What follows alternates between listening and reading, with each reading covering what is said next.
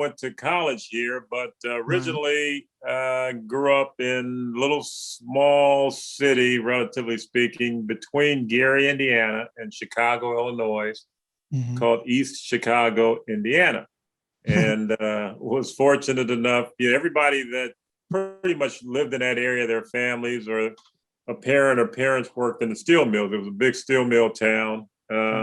And everything was kind of booming at that time for the area, and the population got up to 28,000. So that was at the height of its time back in the mid to late 70s. But and basketball in Indiana was always number one, the main sport.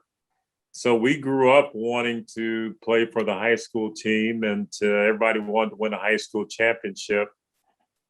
And was fortunate enough by the time I was a senior, we had a real, you know, an unusual team. I think one for the ages were guys that had played together, some of us since sixth grade, and some guys got tall and some guys were fast. And so by the time we were seniors, we had a real good high school team and went undefeated in the state of Indiana and won Indiana State High School Championship. But the only reason I bring that up is when you, and there are people that have rated or ranked that team, 15th, 16th, 17th of all the best high school teams ever. I don't know if that's true. You're just happy to be in the conversation, so to speak. But as a high school team in 4 8-minute quarters, we averaged 96 points. And we held the opposition to a little over 60 points. So it was an unusual time. I'd say a type of team that comes along, once in a lifetime maybe. And we had 7 people from that team that got Division I scholarships. Yeah. First Pete, 5, but the 7 people. You played with Pete Turgovich, Turgovich, the great UCLA player. Yeah. Yeah. Tim Stoddard, who went to North State, Yeah.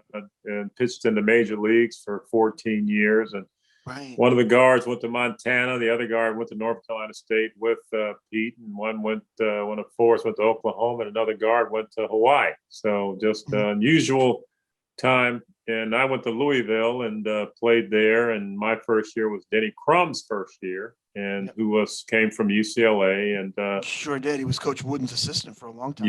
Yep. And by the time we got to my senior year, we at that time only you had to win your conference to get into the NCAA tournament. That was the only way you could get into the tournament. That's exactly right. Yeah. So my senior year, we got to the Final Four, and we lost to John Wooden, UCLA, in overtime in the Saturday game on a last shot, lost by 1 point. And I'm still, as a UCLA fan, I'm still shaking. You guys scared us to death. You guys were so good.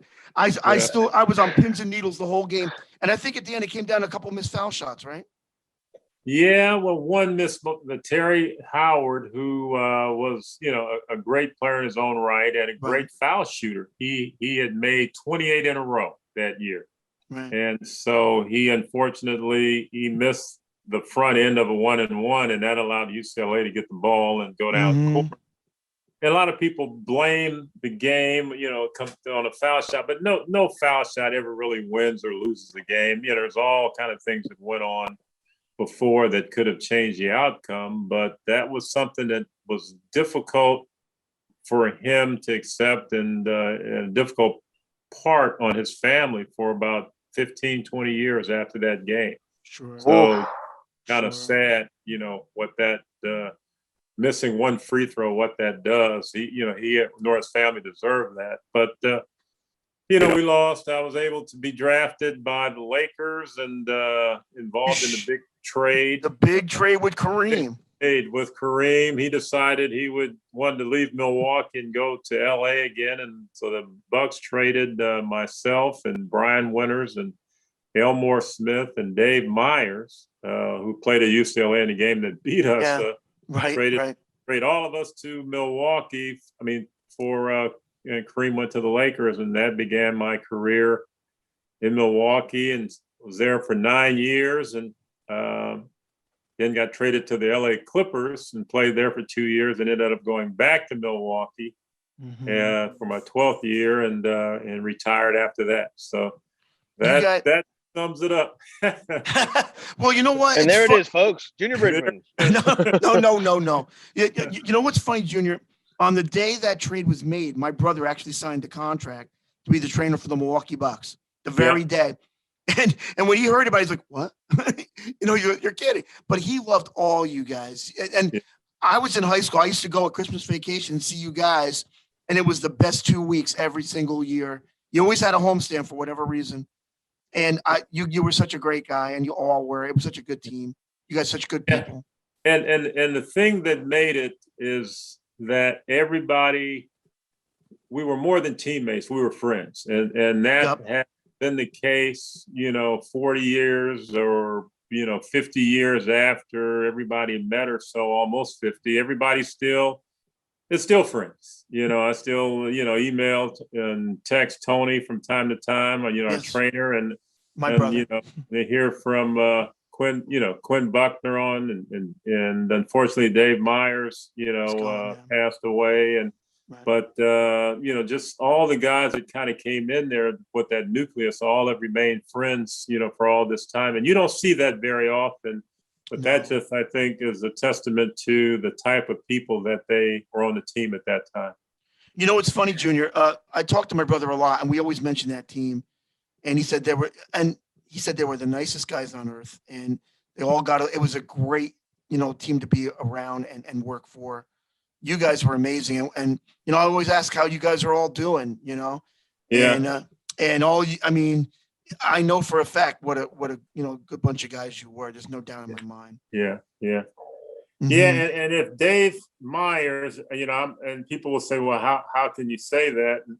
And I love Dave. Yeah, he was the missing link.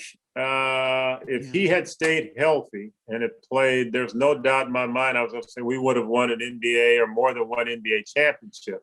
Yep. He was always the player that, or that position was the type of player that we never could really have or fulfill that position to really get us to play against, the Philadelphias, the Bostons, the, Seattle at that time when we were in the Western Conference. And unfortunately, Dave hurt his back. Yeah. Yeah, and ended up retiring after his 5th year. But if he had stayed, I mean, there's no doubt in my mind we would have won the NBA championship a few times. I mean, people don't know how good Dave was. Dave actually, I believe he became one of the first millionaires ever. Am I right? Or he was offered the 1 year? I think that's right. Yeah, I think so. Yeah. And people don't. I mean, he carried UCLA at a time when I still remember when I was a little kid. It had on Sports Illustrated the Bruins and Ruins. And all of a sudden we win it, and see Dave shooting a foul shot on the cover, best in the West. So the whole thing, and he was not a center. Back then centers carried you for the most part. Right. And he was a forward, and he was just a really good guy and a really good player. Yeah, he was, and they had him. I'm going to say this: they had him listed at 6'9", right, and Kent Benson listed at 6'11". Right. And when Kent Benson came to the team, the reporter got them to stand back to back and took a picture of them. And now you could say, well, was Kent standing up straight or was Dave tiptoeing? But Dave was 1.5 inches taller than Kent Benson. And I do believe that Dave was only 6'9", 6'10". I think Kent might have only been 6'9" at the most. Right. So just interesting, how people got measured back at that time. Yeah, I know. Now, Junior, have you been following the game since you retired and presently? Yeah, I follow it. Maybe not as close until I'm going to say this and might be mad, but until the playoffs. When the playoffs happen or start, I follow it a little bit more. But what I follow more are people that that are either coaching or general managers in the league now to see how they're doing. Mm-hmm. Now, in the 70s, you guys were you had some tough years, but the 1 year you won a division, I think you were 38 and 44. Am I right? Yes, correct. Yes, correct. And And then once the 80s came, you guys got really, really good, but so did the Lakers and Boston and Philly. And you guys would win 60 every year, but nobody knew because everybody had 60 in the East. It was so hard. And they moved Yeah. you to the East, right? In They the beginning. moved us. Yeah, when we Right. picked up Bob Lanier, we were out west, and Right. Seattle had just won the championship, and we had to play them in the second round the next year, and we lost in the seventh game to them. Yeah. And if we'd have had Dave Myers, who I think would have made all the difference, but anybody can speculate today. But then they moved us to the East, and when we got to the East, now we had to beat both Philadelphia and Boston. Right. Larry Bird, Dr. J, and all of those guys. And for 5 years we would beat. One year we'd beat Philly, lose to Boston. Then we would beat Boston, lose to Philly, and it just went back and forth for 5 years. We could never get to that NBA championship. I know it was so tough. I remember, yeah, right. One year you took Boston out. I want to say it was like 83 or what. You beat them 4-0, right? Yeah, and that was who was And the then, coach? Yeah. and then Go ahead. and then all of a sudden, then Philly got you that year. Because they won it all with Moses Malone his first year, right? Yeah, we were the only team that beat them that year in the playoffs. We beat them the first game in Philly. Oh, you were the one. Okay. Yeah, and the second game we had won.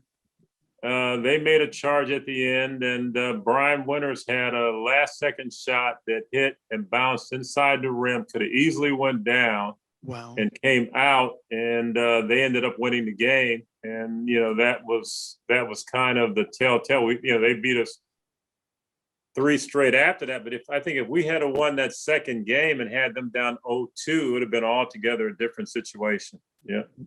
I'll tell you. Sounds like a lot of what might have been for the Bucks. Oh, a lot of what might have been. No, I'll tell you what, Rob. They were so good. But I remember one year, I think it was 1981, where 1 point separated 3 teams because you guys played Philly in Game 7 and lost by 1 point in Philly.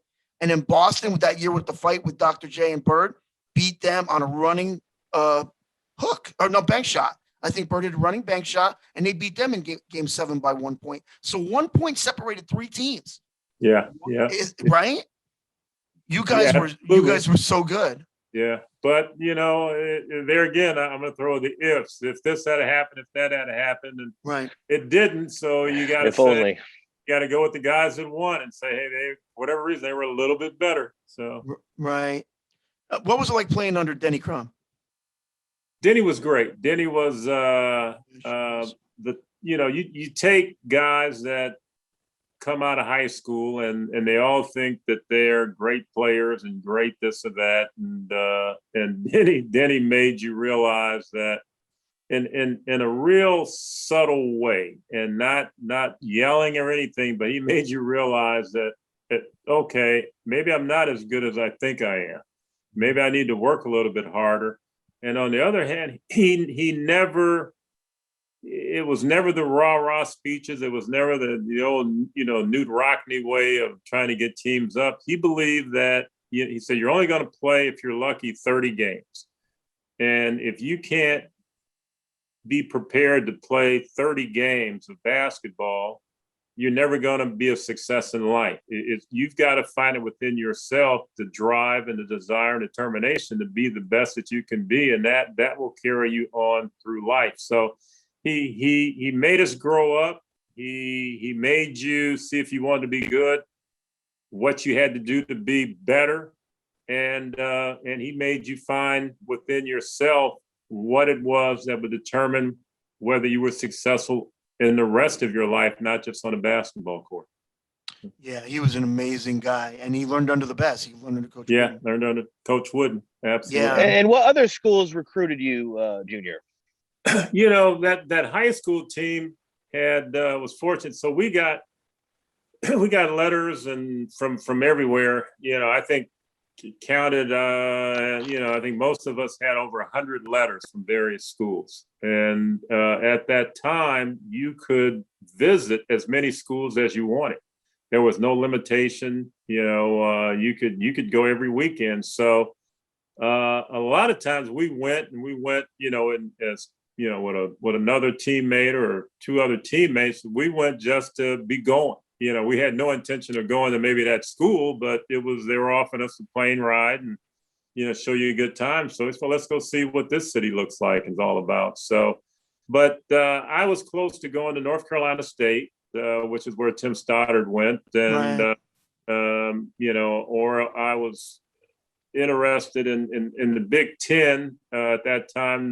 Northwestern maybe wasn't a great basketball school, but you know they weren't that far from where I grew up, so I thought about that. And Louisville, those were kind of the ones that when it got down to it that I was making the choice between. You were Missouri Valley Conference Player of the Year 2 years in a row. Yeah. Mm-hmm. Yeah. Oh, that's really awesome. You had such a sweet shot. You guys, you never missed a foul shot. I mean, you guys were great. The University of Louisville's made quite a journey. I mean, Missouri Valley was Conference USA after that?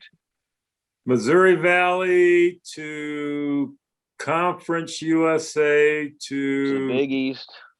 No, but there was one more in there before the Big East. I think it was the AAC conference. Right. Okay.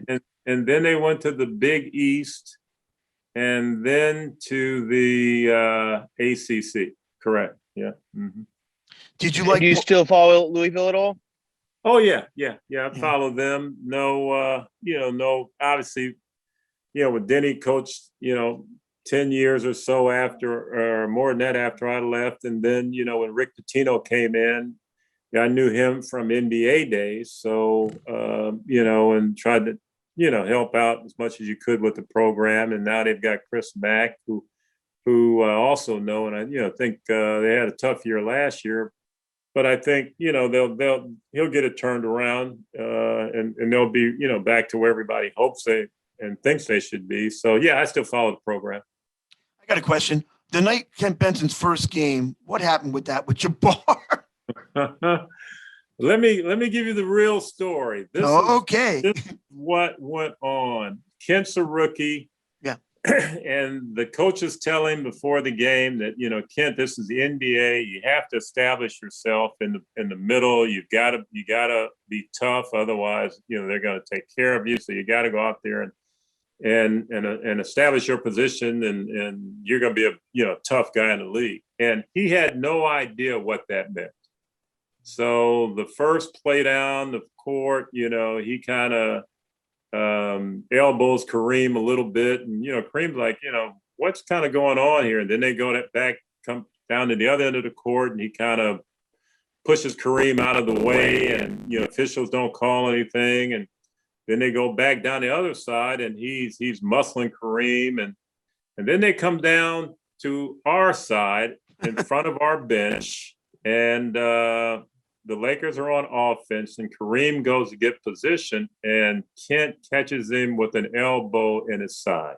Right. And nobody sees it from the officials, but Kareem walks off the court underneath the basket and bent over, and Kent takes his eye off of him. And, those of us have been in the league say, a guy walks off the court bent over, and so you don't take your eye off because you don't know what's coming next. And Here's a rookie, has no idea about anything, and he's just watching what's going on the floor, and Kareem stands up, with his hands on his hip, and he walks back toward Kent, and he hits him in his head, and it sounded like a shotgun went out all over the arena.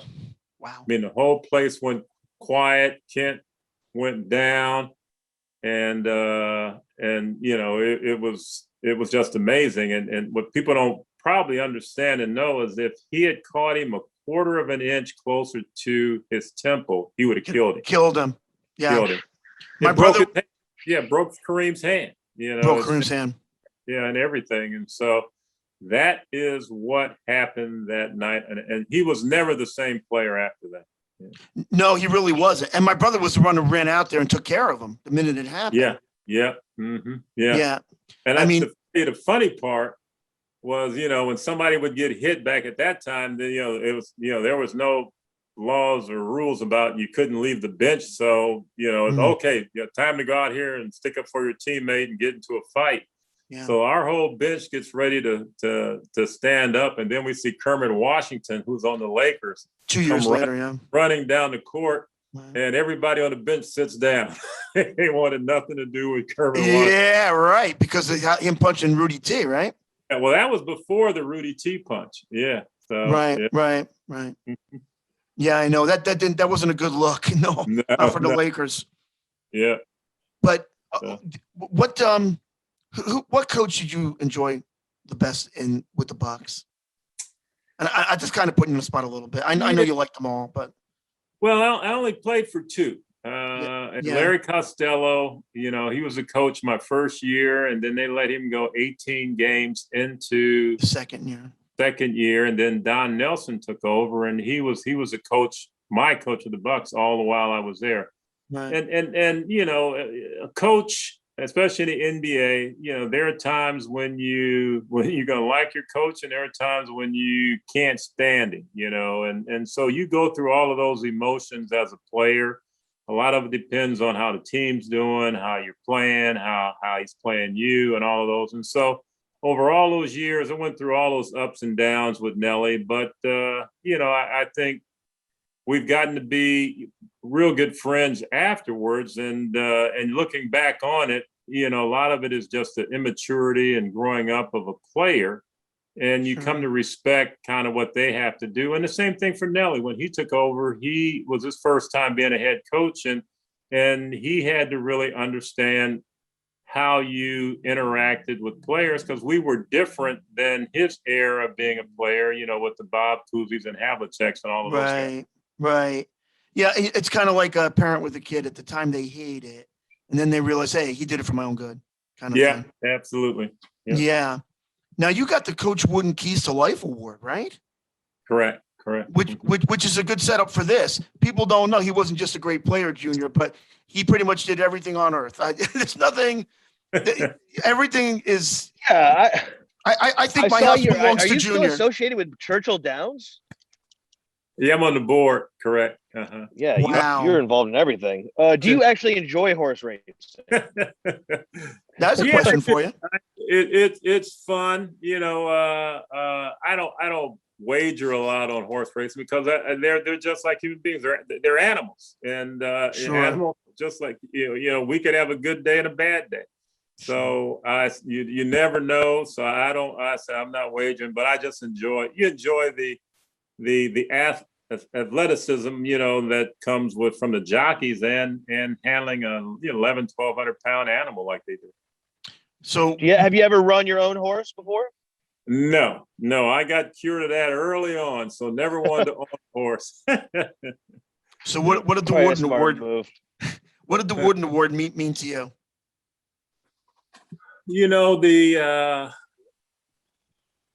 The award itself at the time, was actually given to me, for someone that exemplifies, and as maybe the committee that made the judgment, someone that grew up his life kind of exemplified what John Wooden stood for, and obviously it was honesty, integrity, and he's a religious person, believed in God, all those kind of things like that. But when you receive the award, I don't think the impact is really felt until years later. And I was fortunate enough to, when I received the award, I had spent time with John Wooden, and he and his daughter were there at the ceremony, which was in Minneapolis.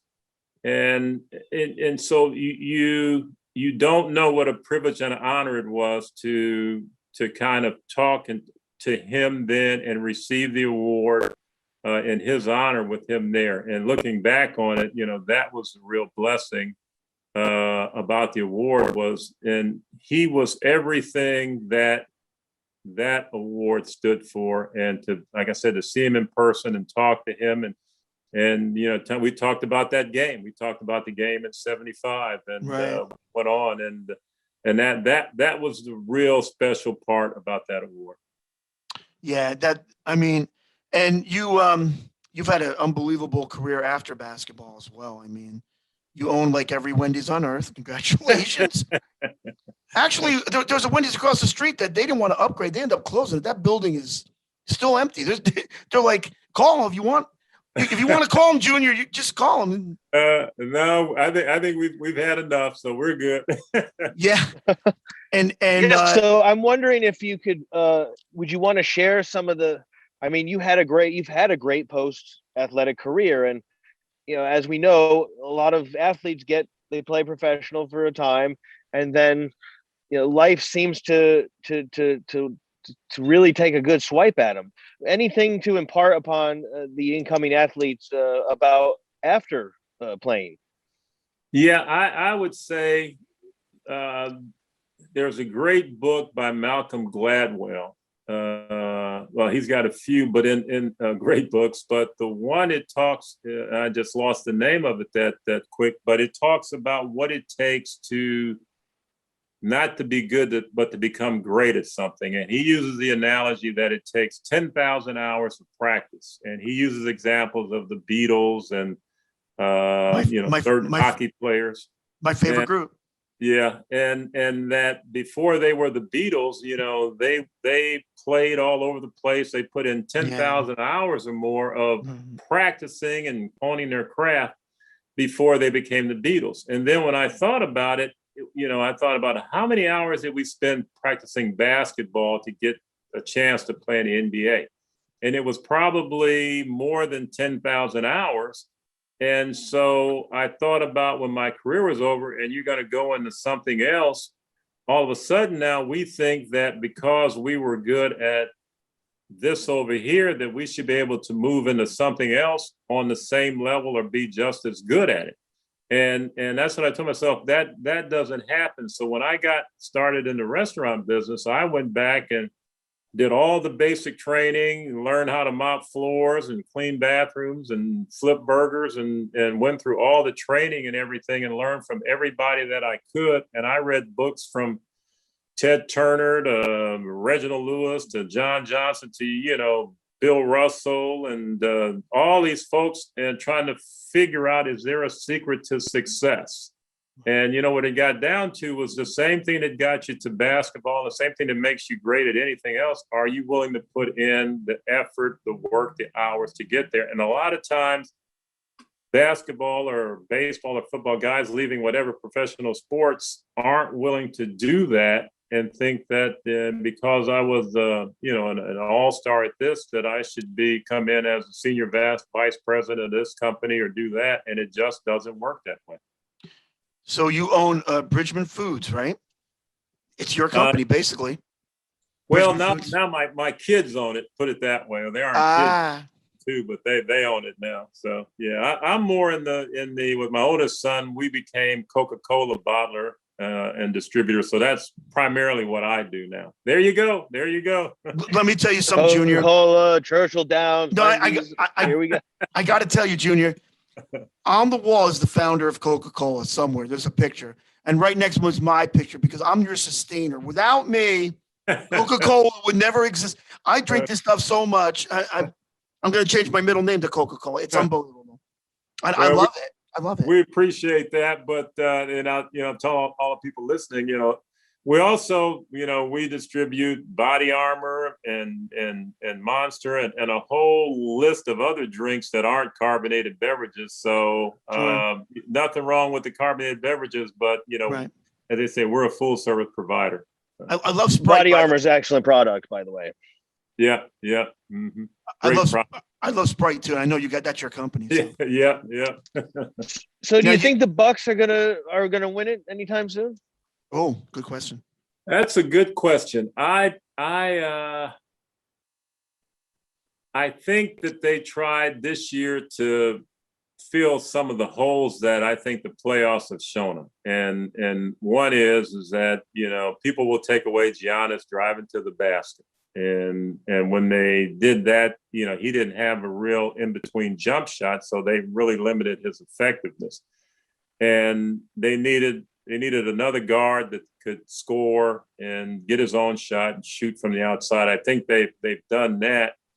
But I think this is a telltale year for them. I think they've got to get to the finals, or I think there'll be some, maybe some wholesale changes in the team, and then you're back to the drawing board, so to speak. So they've got, if not get it done, they've got to be very close this year. Yeah, I mean, I thought a couple of years ago that they might do it, and it just didn't happen. I still think they were, a couple of years ago, they still needed a center, because as good as Giannis is, he's more like a forward to me, power forward. But and they, the NBA is such a spread the court league now that you got centers shooting 3-pointers and all those other kind of things, which is a lot different than when I played. But that's the type of game. But you can't rely upon 3-pointers to win an NBA championship. You got to and make in between shots and can create for other people and are a threat. If you don't have that, then you have everybody just sagging off, protecting against Giannis, and the Bucks lose again. Exactly. Do you think it's better today, the NBA, than in the past? Because I don't. But between us on the here, this is the part where I take us off the air.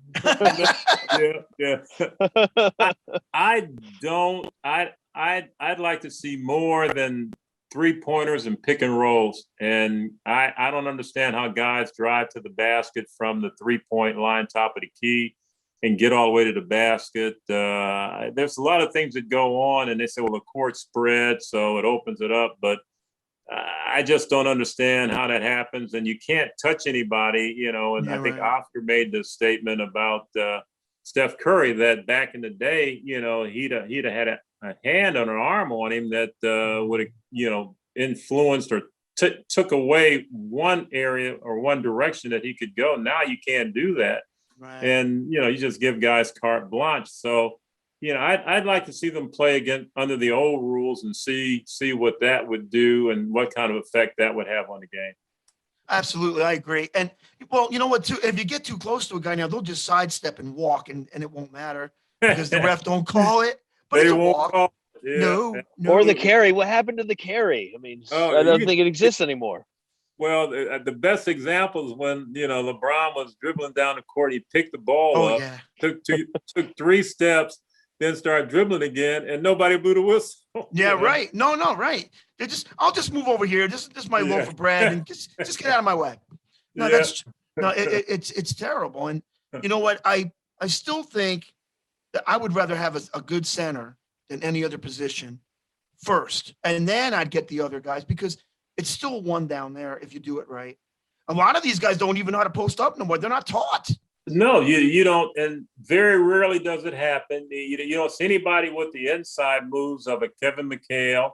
You don't see anybody with the footwork of Elijah Wan anymore. I mean, you don't see somebody like when the Knicks had Ewing, that and even other guys. I mean, because everything is spread out where you don't need that person anymore. It's all about the jump shot, the 3-point shot, and pick and roll. I don't have a problem with pick and roll because that's kind of more fundamental, but the other stuff's got to go.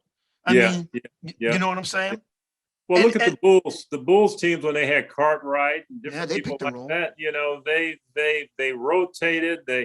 The ball went through them inside then outside and made you had to adjust. Now all you do is just okay, you shoot a 3, I'm gonna come down and shoot a 3, and we'll see who's hot tonight. Yeah, right.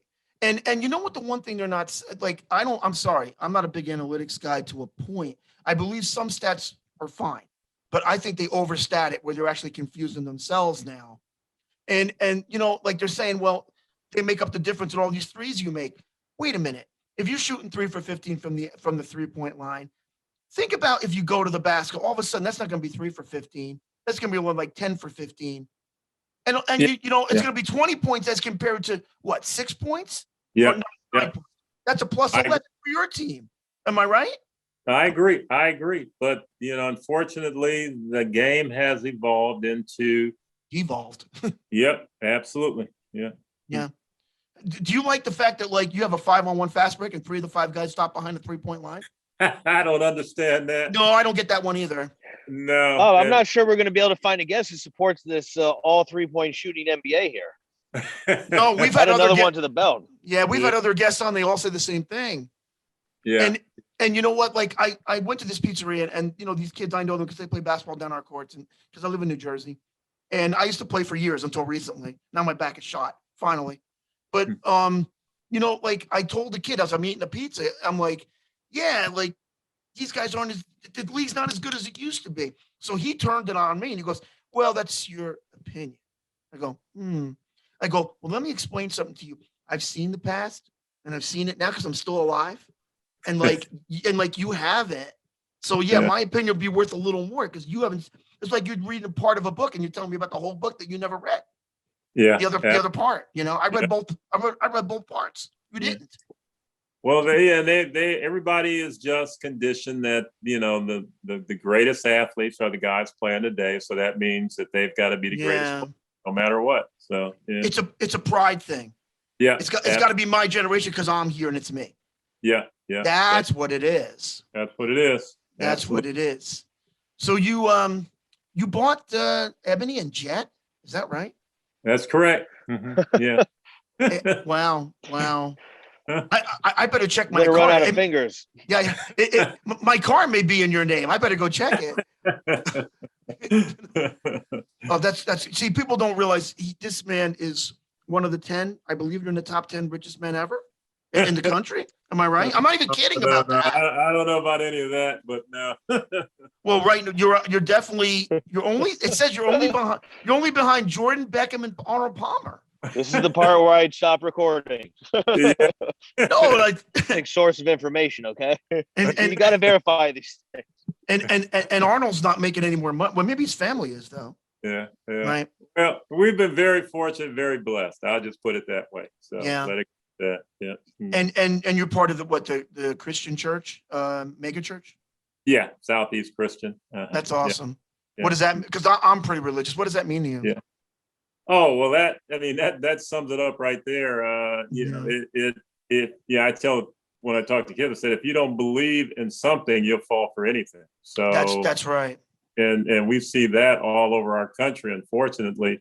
Yeah. And you know, in all of our businesses, we've always told everybody that, you know, we manage from a biblical standpoint, biblical values, and that's how we treat everybody and how we want everybody else to treat, and that's how we manage. And in all the years we've been in business, we've never had one issue with anybody objecting to any of that, you know, because that's just, you know, treating people as you'd want to be treated and being a servant leader. That's what it's about.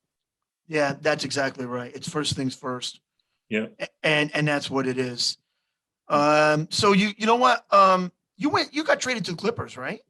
Yeah. Mm-hmm. Yeah. Did you like it there? On paper, we had a great team. On the court, we couldn't beat anybody. That's the Clippers. Yeah. I mean, you know, our team. Nothing's changed. Norm Nixon, Derek Smith, Marcus Johnson, you know, Harvey Catchings, on and on. And, you know, it should have been a great team, but it just never was a team. And, you know, unfortunately, that's how we played, and we couldn't beat anybody. Yeah, we had a version on the East Coast of that. That was the Nets. Yeah. They used to call the Nets the Clippers East, and the Clippers the Nets West. So I mean, but I'll tell you what though, when Jack Haley was a net, he really took care of me. I would go every night, and he would get me the passes and the tickets and the whole thing. Yeah, it was really great. It was really, really great. And what would you say was the peak apex moment of your entire playing career? Yeah. People will find this a little bit hard to believe, you know, after playing, you know, in the championship or in the Final Four and then playing all those years in the NBA. But basketball was the most fun playing for your high school team because everybody knew they were playing for the team. We were playing for the city. It was all about winning. It was not about who was the leading scorer. It wasn't about, you know, what am I going to get out of this or what it's going to help me get my next contract. It was strictly about just winning for the community. And we were fortunate enough to do that. And that's when the game, I think, was at its peak and what the game should really be about. And that is having fun playing basketball. That's exactly right. That's it. Now, you were the player rep, right, for a little while? Yeah. 4 years. Mm-hmm. Yeah. Did you like doing that? It was a great education. There's no way that, I could sit in a room with lawyers from Proskauer in New York or some of the other firms that are making back at that time $500 an hour and tell them what I think and have them listen. But the education part was sitting there watching how people would ask or their side would ask a question, but they already knew the answer, but they were setting it up for 2 or 3 questions down the line. And to see just how the mental preparation, how everything was set up, there's no way you could have paid for that education, even going to business school. So going through 2 collective bargainings and all the time that went through was one of the best business educations I could have ever had. Well, it definitely sets you up for after basketball because everything you've touched on gold. So yeah, experience once again proves to be the greatest teacher.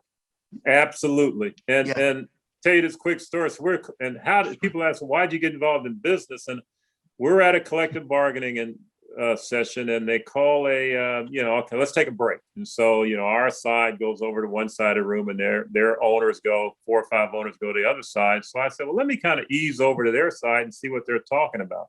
Because the most important thing to us in the world was per diem and travel, how we're going to travel and all of that. So I walk over and kind of eavesdrop on the owners, and true story, one of the owners is telling the other one, I'm building this 500 unit complex in Kansas City. I think it's going to be great. You guys ought to get involved. And one other owner says, hey, I'm producing this movie that's coming out.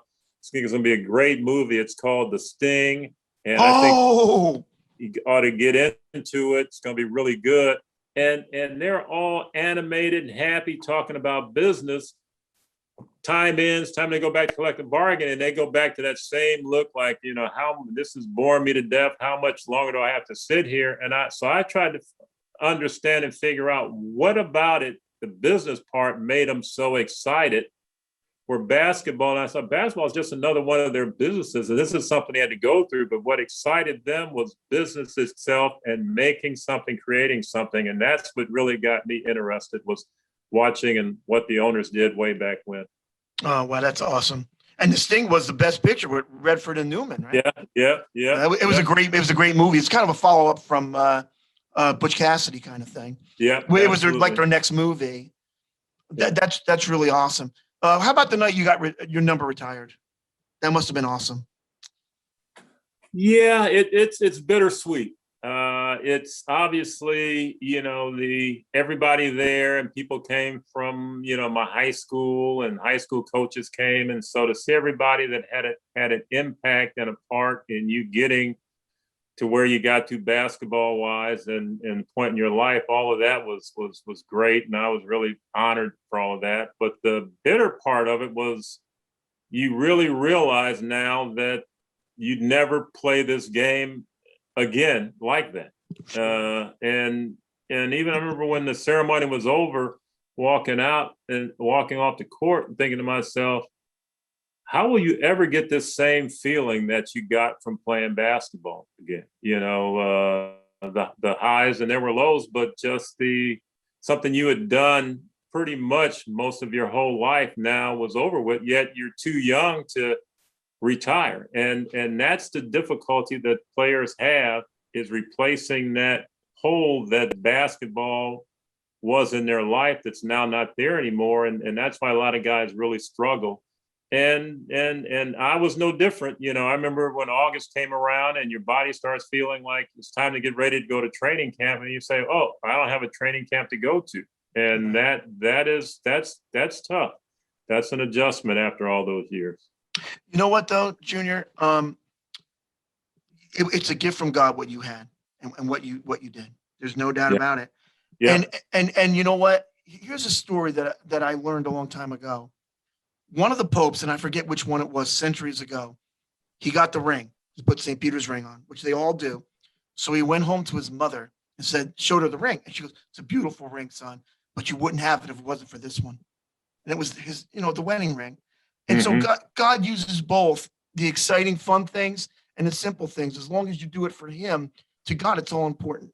It really is important. Absolutely. It may not be in the limelight with people watching on TV and all that, but God's watching you. So, and that's the most important thing.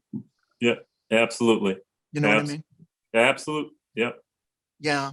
Well, that's also, and by the way, everybody, in case nobody knew, his number 2 was retired by the Milwaukee Bucks. It is in the rafters. You can go see it. And I got to tell you, one time during Christmas vacation, we went to see you guys. And my other brother was in Jersey, and you guys played Philly the last night. So my brother drove down to pick us up. We flew on the team plane with you guys, Northwest Orient. I remember the airline. And we were on the team plane with you guys, and the next day we were hanging out, and I saw Dr. J, and I think Daryl Dawkins was a rookie back then, and it was such a great time. Yeah, we had so much fun with you guys. Yeah, it was a great time, different way of traveling. We weren't, flying private and all of that. No, but no. There were nights you weren't even sure you were going to get a flight. Yeah, you didn't know where you were going to sit at most of the time. Yeah. The league has come a long way with that. A long way. A long way. But we thank you for coming, and thank you for wanting to help. And if you could stay on for 1 minute after we cut off, okay. I'd like to ask you something. Okay. But by the way, I wanted to say Tim Stoddard, who you played with, was a World Series champ with the Orioles in '83. I knew that. Yeah, absolutely. And he was a 3-sport star. High school guy. He was the tallest quarterback in the state of Indiana at that time. Right. And also he was a center on our basketball team, and he was a major pitcher on the baseball team. So he's a 3-sport All-American back then. Yeah, he was. Was. And Pete was a great player, Turgovich. I loved him. And he played baseball too. He was a pitcher also. Yeah. I didn't know that. Yeah. I didn't know that. Yeah. So what do you want to do now, just in the future? Just keep going with your businesses, or? Yeah, there's nothing, there's not this major goal out there. My main, we're trying to do things to help people. We're trying to figure out how we can change the homeless situation here in Kentucky and Louisville. And we've been around looking where different cities are doing. But for myself, no. I mean, I've been blessed more than I could have ever hoped or imagined. And so, as I tell people, it's all over. If someone can't come up to you and say, what did you do to help somebody else, then your living's been in vain. So that's what we're trying to do at this point. So that's great. Those are great words. Yeah, totally giving back. And that's what you need to do. Well, I hope we're good hosts, and I hope you like our show. You made it easy. It was fun. I appreciate it from both of them. Thank you. Thank you. That's what we're trying to do. All right, folks, there it is. Junior Bridgeman, former very successful Milwaukee Buck and businessman, signing off for the sports show with Bob Spino